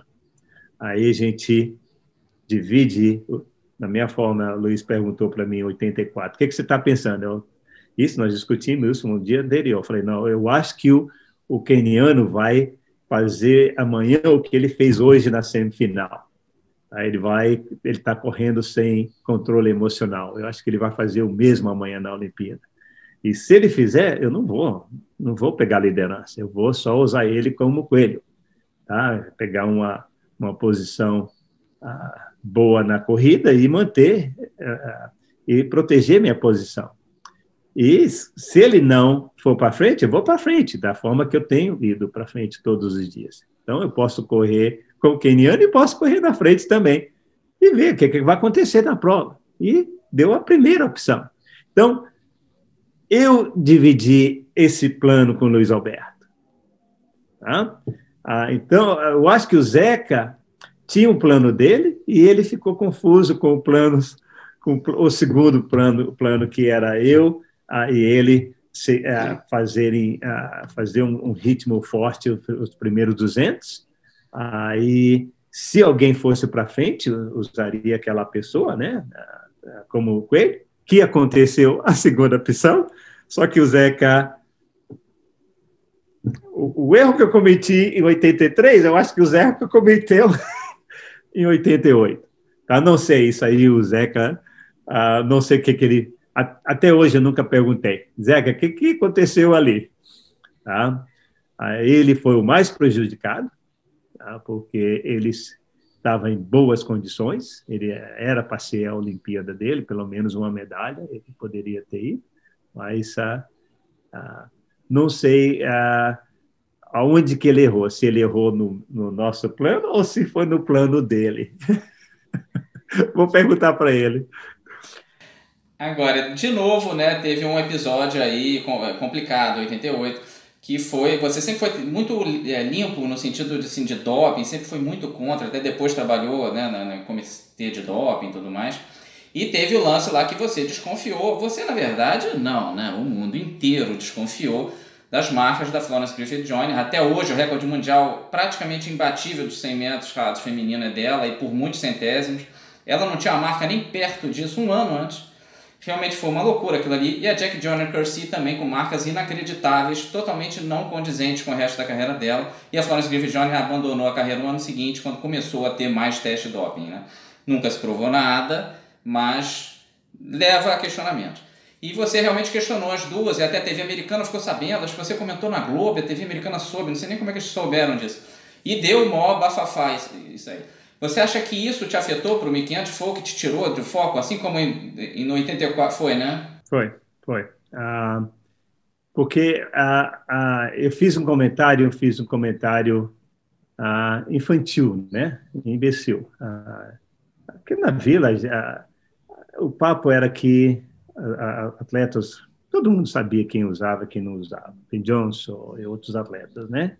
E a gente sempre brincava comparando o atleta com isso, com aquilo, é forte como isso, forte como aquilo, né? E eu fiz um comentário racista, né? Um pouco forte na época. A gente... os fatos são os fatos, tá? E aí fala, o Joaquim falou, não falou? Joaquim falou, não dei entrevista para nenhuma TV americana, né? Onde eu falei, e naquele dia eu contei, na verdade eu fui acordado aquela manhã com a notícia do Ben Johnson, né? Do Ben Johnson foi pego, tal, aí os comentários, eu evitei, falei, eu nunca fui bom de dar entrevista e de conversar com eu falo para a pessoa, eu sempre tive câmera fobia, né? Então, das minha entrevista era coisa rápida, porque eu não gostava de dar entrevista, né? E às vezes saía o que saía, né? E eu fiz aquele comentário forte, né? Não sobre o doping, mas sim sobre a pessoa, que não tinha nada a ver, né? E que não tinha nada a ver comigo também. Então, foi um comentário infantil, e eu fiquei com vergonha daquela situação. Primeiro que eu não sabia se eu tinha dito ou não, né? Dito ou não. E fiquei aquela, falei, não falei. de repente, o que o atleta não precisa, nunca precisa de uma distração dessa forma, numa Olimpíada, né? E eu consegui arrumar uma distração para mim, né? E aquilo foi devastador. Mas acho que no futuro isso não deu grandes problemas nos Estados Unidos de ambiente para você, não, né? Não. Acho que eles entenderam, né? Acho que eles entenderam o contexto. Até porque o Joyner foi companheiro meu de quarto na Paralimpíada, né? Nós viajamos juntos, nós nunca discutimos sobre o assunto, né? A esposa dele já tinha morrido, o Bob Kersey sempre conversou comigo, mas foi uma coisa bem infantil. Talvez, se fosse hoje, não teria sido a mesma coisa, por causa da sensibilidade que existe hoje, né? Com a raça negra no Brasil, aqui nos Estados Unidos, no mundo todo, né? Não foi um comentário muito feliz. Então, como eu disse, foi um comentário infantil, porque você passa a julgar a pessoa, né? Não sim o comportamento da pessoa. Então, mas está aí, é uma coisa que não entendemos, que é porque que no atletismo na época você tinha que trabalhar muito para poder ter um título, conseguir um título para poder ganhar dinheiro. Não tinha muito dinheiro no atletismo, né? Assim, se você não tinha um título mundial ou olímpico, você ia ter que ralar muito na Europa para poder juntar um dinheirinho. E na época, os recordes olímpicos foram batidos, mundiais, e no ano seguinte houve a aposentadoria. Né? Ficou esquisito. Com certeza. E aí depois da Olimpíada você teve muito problema de novo de contusão e tudo mais, de novo parou um outro ano. Para Barcelona realmente não dava, porque você ficou praticamente 2 anos sem competir, né? Foi um período realmente enroladíssimo ali. Como é que foi você ficar longe das medalhas? Que você começou a ir a eventos que antes você ganhava, era prata e tal, e depois você começou a ser sexto, sétimo, não sei o quê. Eu me lembro do Piquet falando isso, que ele viveu isso quando ele foi para Lotus. Ele começou a ficar mais atrás, ele no máximo pegava um pódio, mas era raro, um cara acostumado a ganhar a corrida começou a ficar em 10º, 8º, 7º. Como é que você continuar se mantendo motivado? Porque você teve esse grande mérito, você não se aposentou, muita gente teria parado ali, você não parou e depois teve bons momentos à frente. Como é que você passou esse momento super enrolado aí? 94 foi um ano difícil. 92 nem tanto, porque eu fiquei 91, eu voltei, tive uma lesão, fui para a Europa, mas tive uma lesão durante uma prova na Bélgica. Cheguei em Zurique para correr, aí fui fazer um treino, estava lesionado. Aí tive que pedir para me retirar da competição, voltei para os Estados Unidos e em 92 eu passei praticamente o ano todo operando, né? Fiz 3 cirurgias naquele ano, tendões, então não foi um ano muito bom. 93 voltei, 94 eu fiz a Europa, e na Europa não foi um ano, foi muito difícil quando a mente, na preparação mental, ela é feita como antes, né? Na mesma intensidade, mas a mente estava tão distante ao corpo que foi um aprendizado novo, um novo aprendizado para mim, porque eu visualizava a vitória, mas o corpo não chegava nem perto. E aquilo, a primeira vez, segunda vez, terceira vez, quarta vez, aí você começa a duvidar da sua capacidade, né? Então, você tem que fazer algumas alterações, né? Alguns ajustes, né? E eu só consegui fazer esses ajustes no fim da minha temporada da Europa, né? Eu estava na Dinamarca, tinha mais uma competição no Brasil, que era o Troféu Brasil, que ia servir para eliminatória, para escolher a equipe que ia para Mar del Plata, né? E E eu fiquei praticamente um mês maltratando a minha mente, danificando a minha mente e autoconfiança, né? Eu estava com a minha a, a mente bem maltratada mesmo, em termos de preparação, né? Eu sabia que eu ia entrar na prova, que na prova que eu não ia ter o resultado desejado, né? Da Dinamarca, aí eu comecei a aquecer, aí comecei a ter aquele pensamento negativo, aí eu, antes da prova, fui conversar com o Luiz, ele perguntou como é que eu estava, falei, não tô bem, não estou legal, não tô confiante, eu não, eu quero interromper isso. Aí, acho que aquele momento de dividir com ele aquela situação, foi como se tirasse um peso das minhas costas, né? E ele falou, Jô, que eu não sei o que eu vou falar não sei o que eu falaria para você. O que eu falo para você, vai lá, dá o seu melhor, o que você tiver. E, você tem que passar por isso. Eu sabia que eu tinha que passar por uma temporada na Europa, né? Para poder competir a 95, 96, né? Voltar ao meu normal. Aí entrei na competição, corri bem, mas fiquei em quarto ou quinto, uma coisa assim, né? Mas aí eu tive um período dali da Dinamarca, eu ia estava voltando para os Estados Unidos, aí eu passei em Zurique, fiquei um dia em Zurique, aí para pegar o voo no dia seguinte, né? Aí naquele dia que eu fiquei em Zurique, eu comecei a refletir sobre essa situação toda, né? Como é que era tentar voltar às minhas condições. Eu voltei à primeira competição, segunda, teve um momento que eu cheguei a correr um 46 antes de uma competição em Gotemburgo, né, na Suécia. E o que eu senti ali, o que aconteceu, minha conversa com o Luiz. Aí eu falei, não, aí eu saí para trotar no dia seguinte, né? Eu falei, não, eu vou para o Brasil, porque só os dois primeiros no Troféu Brasil ia poder disputar o Pan-Americano em Mar del Plata, né? Na Argentina. E eu vou para o Brasil, eu vou me colocar nessa equipe, né? Eu voltei para os Estados Unidos, fiz uns treinos, aí fui no Rio de Janeiro, fiquei em segundo. Poderia ter ganhado a prova, mas eu não acreditei.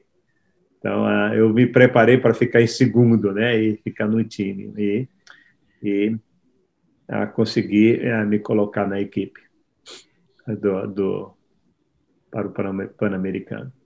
E aí, como é que foi essa virada para o Pan, né? Que você ainda por cima conseguiu ir lá na Argentina e ganhar, você é bicampeão pan-americano, né? Nos 1.500 metros, é bom lembrar isso, tanto em 87 quanto em 95, nos 1.500, que acho que 800 já estava complicado para você, né? A tua prova já virou os 1.500, porque ela te dá mais hipótese de se recuperar, né? Não é isso? Como é que foi essa transição para o 1.500 de vez? Treinar para o 1.500 foi um pouco menos agressiva, né? Para o 1.500 eu tinha que fazer mais um trabalho de velocidade mais intensivo, né? E depois de 6 operações de tendões e mais uma de joelho, e uma no pé, eu falei, não. Então, a gente fazia velocidade, mas não com tanta intensidade, né? E frequência, né? Então, eu não tinha abandonado de vez o 800, mas eu estava tentando focar mais no 1.500. Mar del Plata aconteceu rápido, porque o Troféu Brasil foi setembro, coisa assim, né? Finalzinho do ano. E o Mar del Plata foi no início do ano, né? Março, uma coisa assim, fevereiro, março. Então aconteceu, não tive que treinar muito para ela, né? Eu cheguei em Mar del Plata, foi ao final direto, e no dia da prova eu fiz o meu aquecimento, tudo, né? E o Luiz veio. Encontrei com o Luiz Alberto, ele falou, Juca, como é que você vai correr essa prova? Eu falei, não tenho a mínima ideia. Eu não sei como que eu vou correr essa prova. Eu fui bem honesto mesmo, né? Aí o Luiz, vem aqui, vamos falar sobre ela. O Luiz me deu a tática. Se você assiste a prova, aquela foi a tática. Tá? Eu me emocionei mais pelo fato de eu ter seguido, obedecido a tática do que ter vencido a prova. Tá? Eu aplaudi o Luiz Alberto porque ele me deu passou a tática perfeita para a vitória. Então, aquilo ali mostrou um ato de obediência, né, de um atleta, de um treinador passando a informação, a tática para um atleta e na execução. E aí você conseguiu depois, claro, outra espécie de milagre. No finzinho da tua carreira você classificou também para Atlanta, né? E você ali foi porta-bandeira. Então você tinha feito, de novo, Estados Unidos. Né? Estados Unidos sempre na tua vida, cara. Primeira Olimpíada nos Estados Unidos é a última nos Estados Unidos.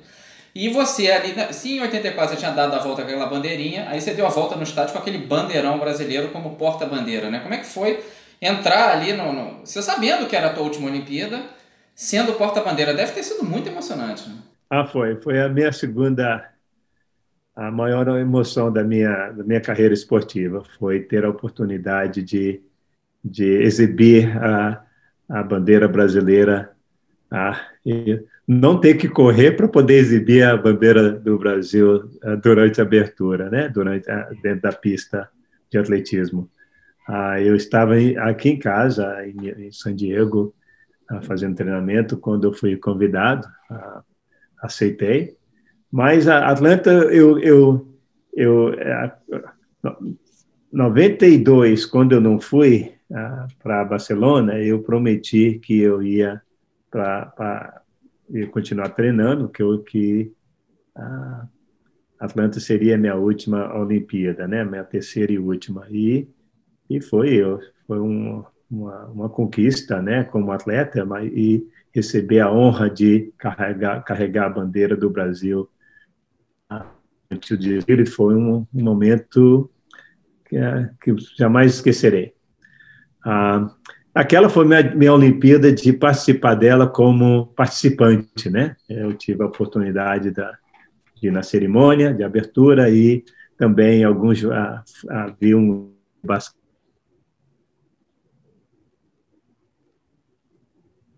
fui assistir algumas provas, saí na vila visitando os McDonald's para pegar os crachazinhos para colocar 2 bonés para os meus filhos, né? Então eu absorvi cada momento daquela Olimpíada como participante. E aí você se aposentou em 97, né? Logo depois mesmo, cumpriu esse sonho aí olímpico. E depois, claro, você ganhou o troféu Ademar Ferreira da Silva, né? Falando do Ademar, você ganhou em 2009 ali pelo Prêmio Brasil Olímpico. E teve muito, assim, trabalho não só de caridade, de trabalhos sociais. Você teve o Instituto Joaquim Cruz, você teve o Descalços, né? Você fornecendo tênis para crianças no começo do esporte, né? Que eu vejo assim, o problema no Brasil é muito base, né, cara? Não é nem tanto o profissional que já está disputando medalha e tal, para isso até tem certa estrutura. Mas para a base, realmente, praticamente nada, né? O Brasil tinha toda a capacidade de ser uma potência olímpica e meio que desperdiça, né? Porque não tem esse trabalho de ver as crianças e ver a habilidade de cada uma. Então, como o Luiz Alberto teve contigo, né? Como é que foi todo esse teu trabalho de caridade que teve pouco apoio, né, do governo? Não sei como é que foi isso foi gerido. Mas... Foi um projeto incentivado, né? A gente tinha projetos incentivados, mas nós tivemos o apoio do governo. Se você coloca a Caixa Econômica Federal, é um banco do governo, né? Então, o Clube do Descalços era patrocinado pela Caixa Econômica durante bom tempo, viu? Quase 10 anos. A Nike patrocinou o Clube dos Descalços durante 10 anos, fornecendo o material esportivo, a camiseta, calção, mais o tênis, né? Então, usava o tênis para atrair o garotada e fazer com que o garotada se incutisse com o atletismo, né?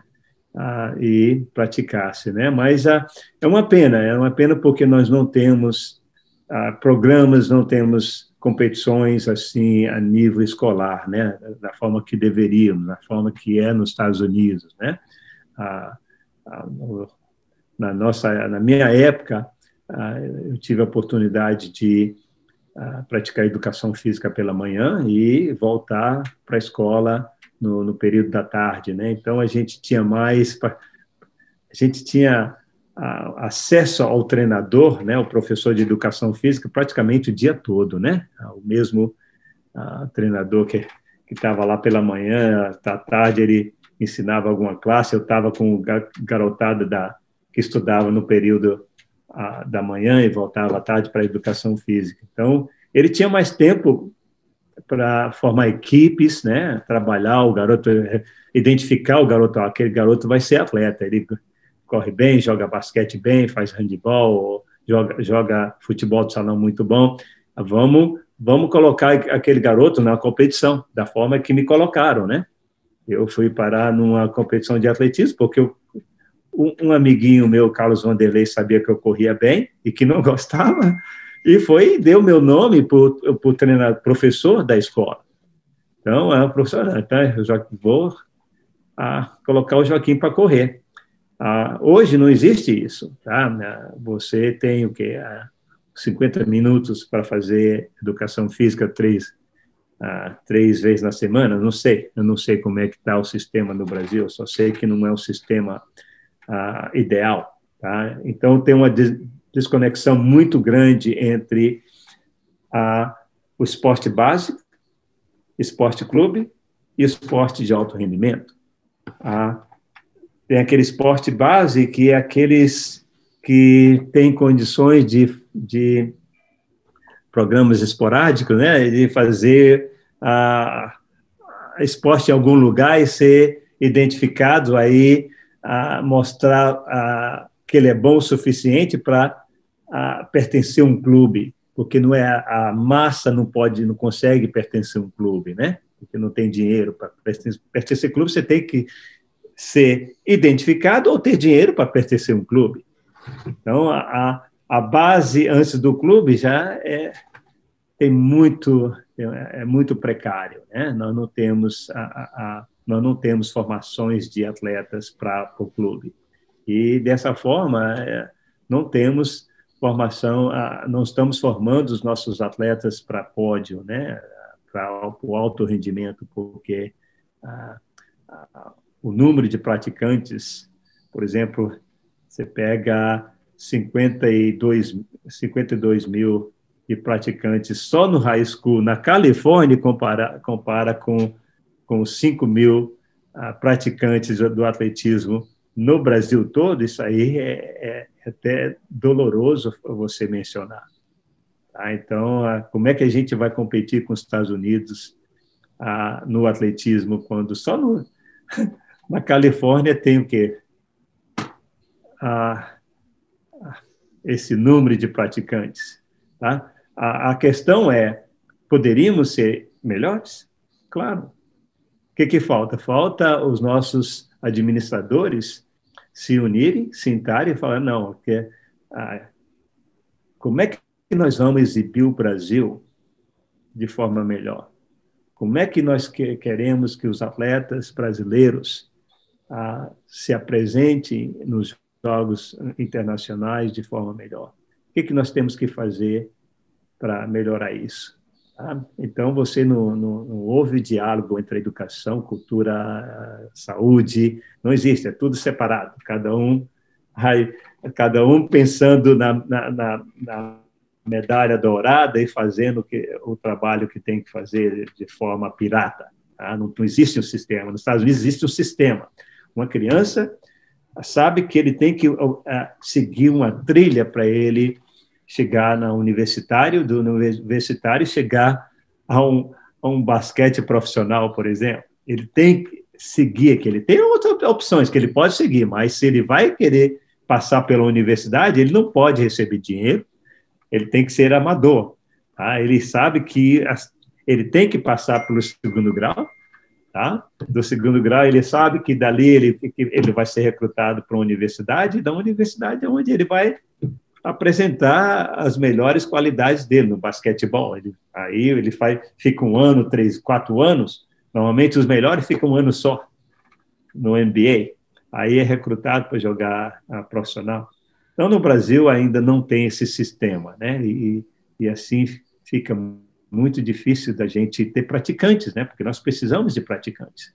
Precisamos massificar as modalidades, né? O basquete, o voleibol, o futebol. Mesmo o nosso futebol tem muito a desejar, tá? Se você compara o Brasil com a Europa, a Inglaterra, a Espanha, a Itália, o Brasil está muito atrás, ficou muito atrás. Então, a gente tem que melhorar o nosso futebol, porque da mesma forma que parece que a gente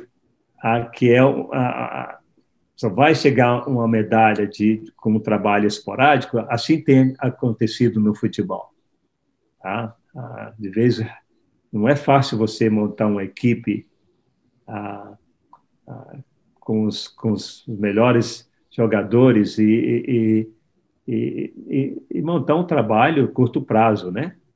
Então, nós tivemos, você mencionou a seleção de 82, que foi aquela seleção que a maioria ainda jogava em casa, né? No Brasil.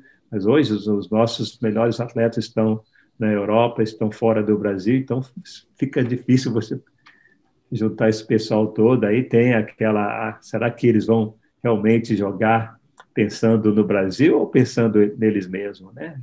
Porque esses atletas estão mais preocupados em fazer a vida, né?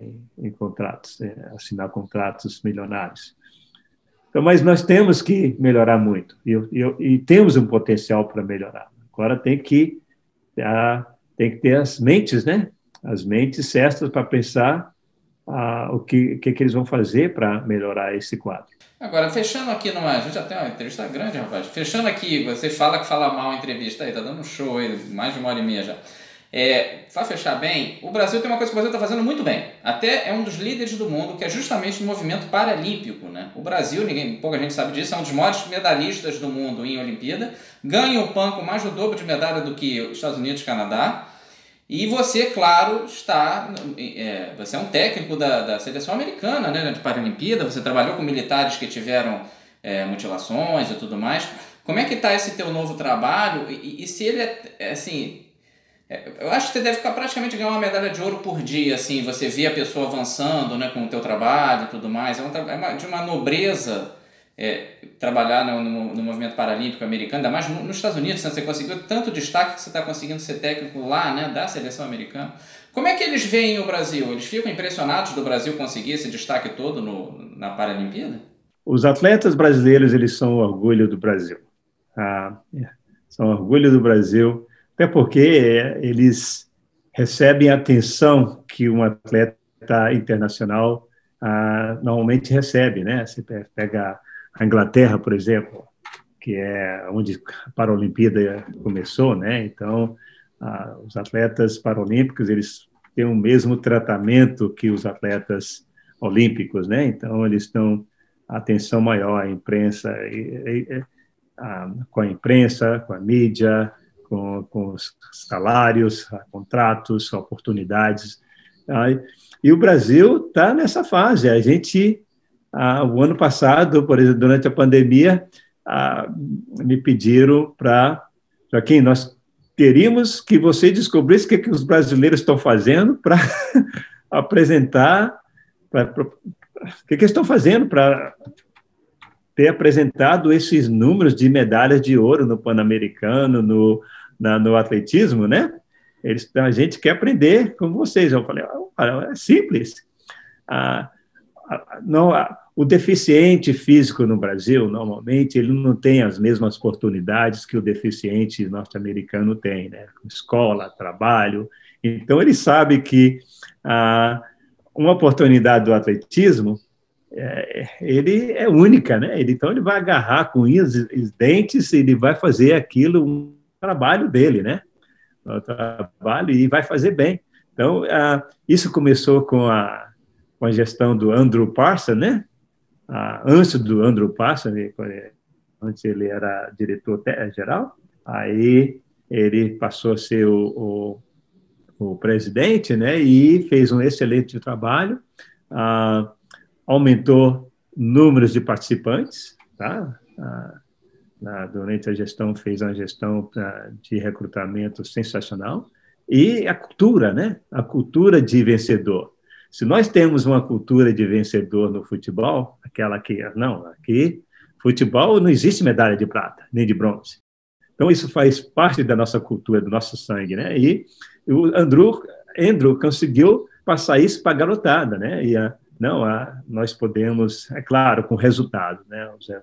Uma geração passa isso para a nova geração, então ele foi muito bem no Mundial na Olimpíada de Londres, depois da Olimpíada de Londres ele foi muito bem, no Mundial seguinte em Lyon, ele mandou uma equipe pequena, mas a equipe pequena eles arrasaram, tá?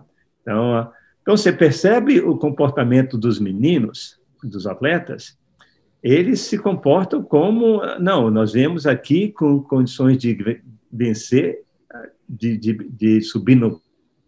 E é isso que vai acontecer, tá? Então, a cultura dos Paralímpicos são... Tá? E ele sabe que ele venceu, ele vai aparecer no Jornal Nacional, porque a Globo cobre isso aí direto, todos os dias. É uma coisa que eu mencionei para os americanos. Aqui, dificilmente o nosso atleta, ele ganha medalha de ouro, ele vai ter um momento, vai aparecer na televisão. Tá? Ele não vai. É igual aparece, o atleta brasileiro aparece no Brasil. Então, mas nós estamos um pouquinho atrasados por causa das oportunidades aqui, por exemplo, na classe visual. Na classe visual, nós não temos atletas da forma que o Brasil tem. Tá? Por quê? Porque o visual aqui, ele vai estudar, vai cursar a universidade. Tá? Ele acha, não, vou praticar esporte? Não, vou cuidar da minha vida, porque é tudo adaptado para ele. Por exemplo, se ele pega a formação universitária, ele vai trabalhar, ele vai entrar no mercado de trabalho, ele vai ter oportunidade para ele no mercado de trabalho. Tá? Não é igual no Brasil, que eu não sei, eu não posso dizer que ainda é difícil, tá? Para nossos visuais, indivíduos com paralisia cerebral. A maioria dos meus atletas com paralisia cerebral, eles são estudantes universitários. Então, aí a gente acaba sendo prejudicado no esporte porque tem muitas opções para eles. Mas o trabalho é fantástico. Tá? A gente está progredindo bastante. Esperamos que para 2028, na Olimpíada de Los Angeles, a gente chegue a metade do que a Inglaterra fez na Paralimpíada lá em 2012. Tá? Quando você vê a propaganda do esporte sendo mostrada nos jogos de futebol aqui, como começou alguns anos atrás, esse é sinal que nós estamos progredindo. Então, a divulgação está sendo bem mais e esperamos que até 2028 a gente tenha progredido 100%. Bom, então, Joaquim, te agradecer demais aqui, cara, pela entrevista longa, falou pra caramba. Qualquer problema que você podia ter de camerafobia, você já se livrou disso há muito tempo. Você deu tanta entrevista na vida que você se autocurou. Muito obrigado, cara. Muito obrigado, Marcelo. Grande abraço, hein? Então, me despeço aqui, né? Peço para você se inscrever no meu canal, né? Ativar o sininho, aquelas coisas todas, que eu devo fazer aí muitas outras entrevistas, já fiz algumas, eu vou fazer muitas outras com grandes figuras do esporte brasileiro e mundial, como é claramente aí o caso do Joaquim Cruz, né? Um grande abraço.